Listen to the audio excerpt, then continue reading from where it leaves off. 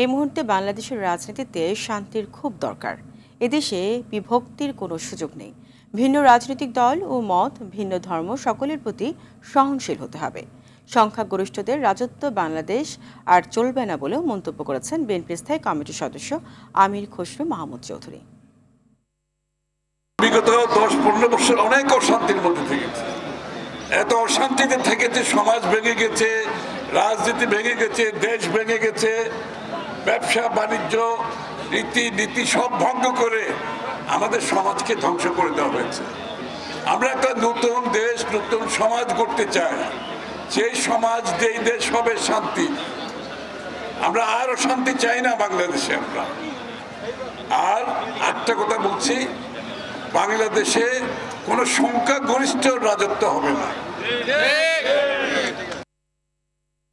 খুনের আসামি সাবেক রাষ্ট্রপতি আব্দুল হামিদ কি করে দেশ ত্যাগ করেছেন তা জানতে চায় বিএনপি। যার বিচার হওয়ার কথা, কার ইশারায় বিদেশ চলে গেল ফেসিবাদের এই প্রতিনিধি?